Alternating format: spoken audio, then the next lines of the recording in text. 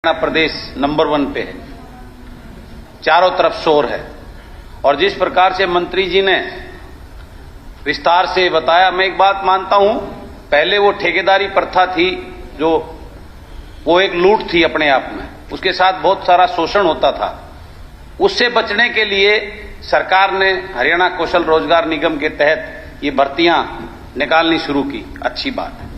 लेकिन आज इसके ऊपर एक बहुत बड़ा सवाल आ गया है। सबसे पहला तो जब अप्लाई करते हैं, जो पोर्टल खुलता है, उसका ही मालूम नहीं होता वो कब खुल रहा है, कब बंद हो रहा है। आज बहुत सारे हमारे युवाओं को तो इसका पता ही नहीं चलता ये कब खुला था और कब बंद हो गया। ये एक अपने आप में पोर्टल का बहुत बड़ा इशू है, जो पूरे प्रदेश का, ये नहीं कह रहा मैं एक किसी बच्चे का, पूरे प्रदेश के युवाओं का ये बहुत गंभीर विषय है। मैं इसके लिए सरकार को कहना चाहता हूं, इसके ऊपर जो है ना माननीय मुख्यमंत्री जी को जो है ना चिंतन करना चाहिए। ये इससे युवाओं में बहुत बड़ा रोष है। दूसरा, एक इसके अंदर आपने अभी, इसमें मैं पढ़ रहा था, लगभग 1,06,000 अपॉइंटमेंट आपने कौशल रोजगार निगम के तहत आपने करवाई है, बहुत अच्छी बात है। उसमें कुछ टीजीटी पीजीटी के एजुकेशन विभाग में टीचर्स लगाए हैं, जो पहले पोस्ट निकाली थी वो विड्रा कर ली थी। तो क्या अब आगे सरकार का, अभी जो हमारी सदस्य किरण जी भी ने भी बताया कि आगे सरकार का कोई प्लानिंग है नहीं उनको स्थायी लगाने का, या इसी में कौशल रोजगार में। और आज ये अभी मंत्री जी ने बताया कि ये जो बच्चे लगाते हैं, मैं ऐसे आपको हजारों एग्जाम्पल दे सकता हूं जो बिल्कुल गरीबी रेखा में। माननीय मुख्यमंत्री जी, ये बहुत इंपॉर्टेंट है, जो बिल्कुल गरीब के बच्चे, एमए किए हुए हैं, बीटेक बच्चे। मैं परसों का यहां आने से एक दिन पहले, उस दिन संडे को मेरे पास सुबह सुबह एक मदीना गांव से मैं बताता हूं, एक बैकवर्ड क्लास का एक जो है बच्चा आया, उसके साथ में उसका फादर था। सुबह सुबह 8 बजे मेरे घर पे वो आके रोने लग गया। उसके बच्चे ने बीटेक कर रखी है सिविल इंजीनियरिंग से, और वो मेरे पास कौशल रोजगार निगम का मेरे पास है, मैं मुख्यमंत्री जी आपको भी दूंगा। वो कहने लगा कि इसमें मेरे बच्चे को पीएन के लिए अप्लाई कर रखा है, इससे बड़ा दुर्भाग्य क्या हो सकता है। मैं उस बच्चे की तरफ देखता रहा, मैंने कहा तू सिविल इंजीनियर होकर पीएन लगना चाहता है कौशल रोजगार निगम से, तू अपने आप को डेली तेरी डेथ होगी वहां पे, वो तेरा अंतरात्मा तेरे को मरेगी। मैंने उसको उसी टाइम मैंने अपनी कंपनी में लगाकर उसको 20,000 की नौकरी देकर उसको वहां भेजा। मैं कहा तू इससे अच्छा तो पढ़ा के कहीं कर, लेकिन अगर तू पीएन बीटेक करके अगर पीएन लिया तो ये इसका मैसेज समाज के अंदर, युवाओं के अंदर बहुत बुरा जाने वाला है। इस प्रकार के मैं इतने एग्जाम्पल आपको दे सकता हूं, जो उस बिलो 1,80,000 से भी नीचे की कैटेगरी का जो एमए एमएससी बीटेक एमटेक बच्चे जो है, जो उसके अंदर उनका नाम नहीं आता, और 12th पास बच्चा जो है, और उसके अंदर जो अपॉइंटमेंट उसको मिल रही है। तो कौन सी पारदर्शिता है ये, मैं जरा, ये गंभीर विषय है मुख्यमंत्री जी, आप इसको देखिए, ये बहुत बड़ा गंभीर विषय है। और उसके बाद एक बहुत बड़ी बात है, किसी को 6 महीने बाद हटा दिया जाता है बगैर कारण बताए, बगैर नोटिस दिए हुए, किसी को 8 महीने बाद, किसी को 1 साल के बाद में, कोई कारण नहीं है, उनको जो है वो सेटिस्फाई नहीं होते अधिकारी, या व्हाट एवर जो भी रीजन रहता है, उनको घर भेज दिया जाता। अचानक बच्चा सुबह जाता है, वहां से उसको मिलता है आज की छुट्टी का, आज आप नहीं, दूसरा लगाएं। ये बहुत बड़ा रीजन है। उसके बाद मैं बात कर रहा था, जैसे हमारे अब पेपर बन रहे हैं, ये एक बहुत बड़ा गंभीर है सवाल है। अभी एडीए का पोस्टें निकाली थी, 600 पोस्टें थी। पेपर किस चीज के? ये तो कौशल नहीं, ये उसी से रिलेटेड, मैं जो बात कर रहा हूं उसी से रिलेटेड है। मेरे ये रोजगार से रिलेटेड मामला है। उपाध्यक्ष मेरा कोई वो नहीं, मैं आपको एक छोटी सी, रोजगार अलग है, निगम की बात करें, निगम पे पूछा है, निगम की ये उसी के अंदर है। एडीओ लगाए हैं, उसके अंदर जो पेपर की जो 50% क्वालिफिकेशन नेगेटिव मार्किंग की कंडीशन लगा के इतना जटिल बना दे। मेरी सुनो, 600 में से 57 बच्चों को क्वालिफाई करके बैठो आप, और कोई बाकी सबको कौशल रोजगार, मैं वही बात, कौशल रोजगार में लगा दिया उनको। नहीं, वो ये है जी मेरे पास, अलग से आंकड़ा, अलग से कोई चर्चा हो तो उसको उठाना। ये बात मुख्यमंत्री ऐसा पेपर बनाओगे तो इसका मतलब सरकार हमारे बच्चों को नकारा तो साबित कर बत्रा जी। अध्यक्ष महोदय जी, HKRN में कोई पेपर नहीं लिया जाता, ये HKRN के माध्यम से नहीं विषय है, ये तो HPSC का। तो फिर HKRN का वो इसमें मामला नहीं, अभी HKRN के विषय पर ही सीमित रहे, बाकी चीजें नहीं। वो अलग मामला। कुंडू साहब बैठिए।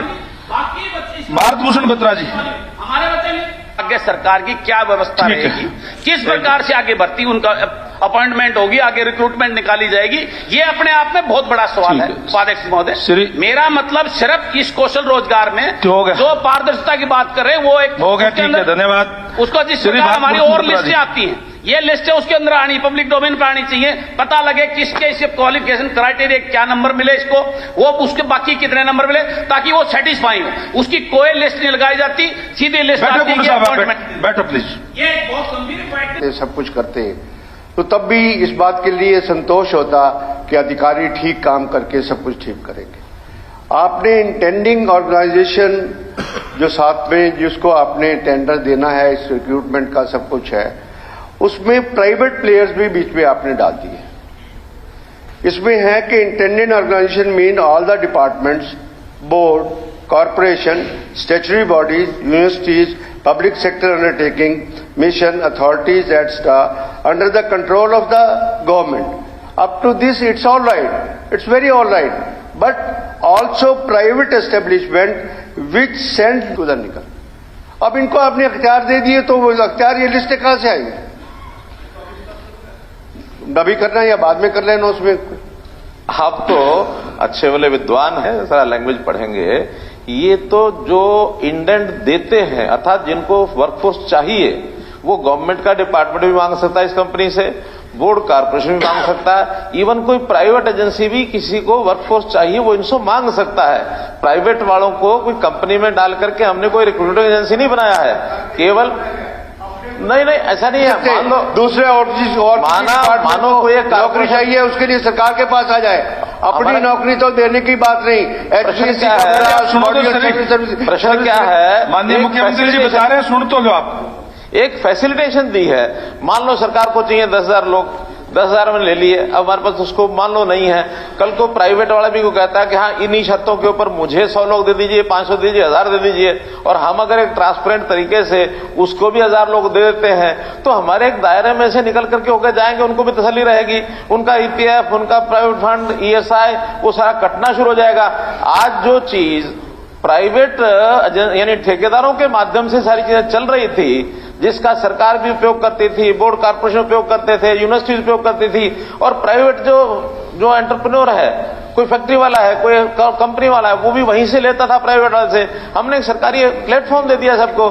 सरकारी प्लेटफॉर्म में अगर कोई लेता है, कल को हम एक ओवरसीज प्लेसमेंट सेल बना रहे हैं, सुनिए, हम ओवरसीज प्लेसमेंट सेल बना रहे हैं, जिसमें अभी तक तो सब प्राइवेट एजेंसी जो है विदेशों में नौजवानों को भेजती हैं और यहां से कबूतरबाजी होकर के दुनिया भर के इलीगल तरीके से भी जाते हैं। कितने ही केस बने हुए हैं। आज मान लो हम अगर सरकारी प्लेटफॉर्म दे देंगे जनता को कि भाई इसके माध्यम से आप जाओ, विदेश में नौकरी मिलती है तो हम आपको फैसिलिटेट करते हैं, हम क्या गुनाह कर रहे हैं? हम एक एक्स्ट्रा प्लेटफॉर्म दे रहे हैं लोगों को, जनता को। हम कोई प्राइवेट लोगों के माध्यम से चयन करा रहे हैं ऐसा नहीं है। कंपनी जो है उस कंपनी में सारे जो गवर्नमेंट के अधिकारी हैं वही हैं, केवल प्राइवेट को फैसिलिटेशन दिया है, भाई आपको भी आदमी चाहिए, हमारे पास लिस्ट है, हमारे पास लोगों ने अप्लाई किया है, सरकार को भी, बाहर भी, जहां जरूरत है नॉर्म्स वही रहेंगे जो उस कंपनी के हैं। गीता जी वो बत्रा जी बोल रहे हैं, क्या बताएंगे कि आज तक कितनी प्राइवेट ऑर्गेनाइजेशन ने आपके निगम के थ्रू लिस्ट एम्प्लॉयमेंट दी? बता दीजिए मंत्री जी बता दीजिए, आप ना बताएं कि कितने लोगों को आपने एम्प्लॉयमेंट दे दी है। ये चलो। सेकेंडली कि इस मेरिट लिस्ट को कौन डिसाइड करता है? जो है मैंने परफॉर्मा जो बनाया है, सारा कुछ मैंने, इस मेरिट लिस्ट को कौन डिसाइड करता है? उसके बाद ये था कि खानपुर भगत फूल सिंह मेडिकल कॉलेज के अंदर 32 एम्प्लॉइज वहां पर ऑलरेडी वहां पर वर्क कर रहे थे, और वहां पर आप प्राइवेट प्लेयर्स की बात नहीं, वहां पर एक ठेकेदार ने निगम को लिस्ट दी और उनको अप्लाई कर दिया। आप कहते कि प्राइवेट प्लेयर्स नहीं है, आप कहते कि प्राइवेट प्लेयर्स का नाम ही नहीं है। अगर प्राइवेट प्लेयर्स का नाम नहीं है या जिनको आप एम्प्लॉय करने के लिए जो मेरिट आपके पास नाम रिकमेंड करते हैं तो बिल्कुल ठीक है। फिर प्राइवेट प्लेयर ने ये लिस्ट कैसे दे दी और निगम ने उनको अपॉइंटमेंट लेटर दे दी और उनको हटा दिया।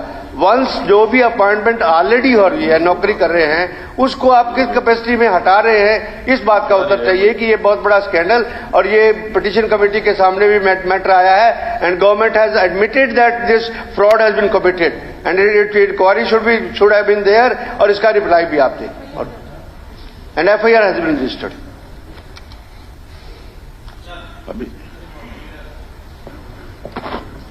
और उन्होंने कहा मेरिट पे हम लेते हैं। जो एलिजिबिलिटी का क्राइटेरिया उसको तो मेरिट बता रहे हो आप, उसमें नंबर दे रहे हो भी इतनी आमदनी से कम होना चाहिए, इतनी आमदनी इतनी होगी तो इतने नंबर मिलेंगे। ये एलिजिबिलिटी का क्राइटेरिया है, मेरिट नहीं है।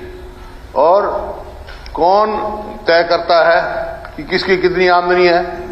परिवार पहचान पत्र से करते हो आप। परिवार पहचान पत्र कौन तय कर रहा है? कोई तहसीलदार है, और जो इनकम सर्टिफिकेट या तो कोई तहसीलदार देगा या एसडीएम देगा या कोई मास्टर दे देगा, जो उसको पहचान पत्र आपने लगा रखा है वो दे देगा। उसको क्या मालूम है कि कितना पहचान पत्र है? और मेरिट की सवाल को क्राइटेरिया क्या है, उसका क्राइटेरिया क्या है और क्या प्रक्रिया है?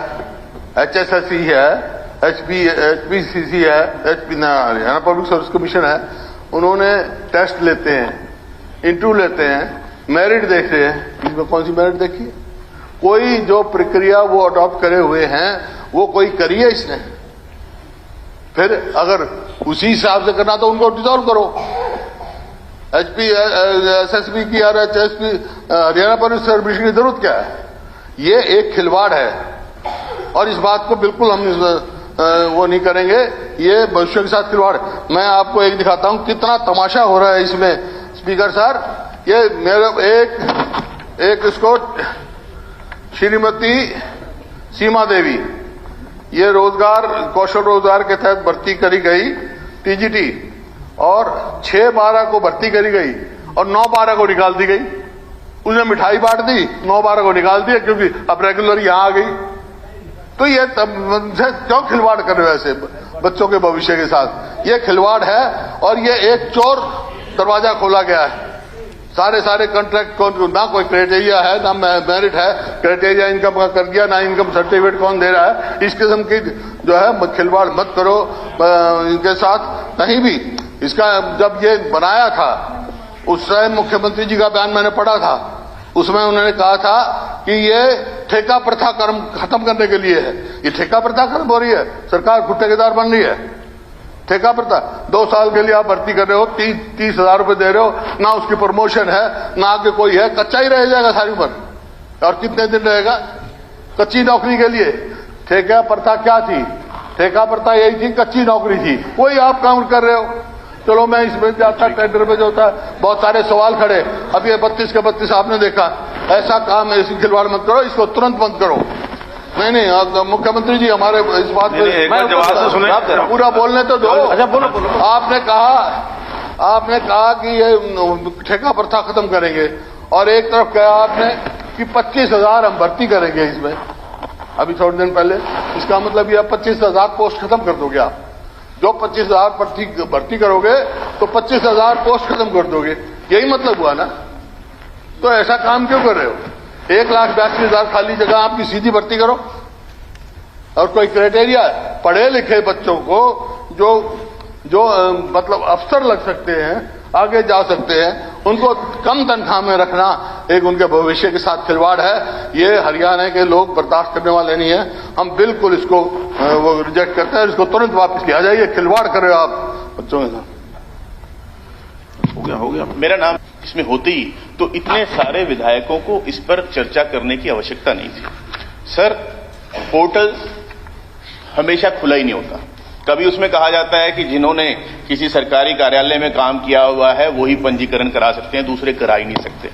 और सर, पारदर्शिता, ये तो विधायक रणधीर गोलन जी के बेटे ने इल्जाम लगाया कि 49 लाख रुपए दिए और नौकरी नहीं लगी।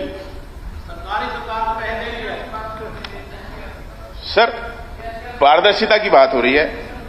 और सर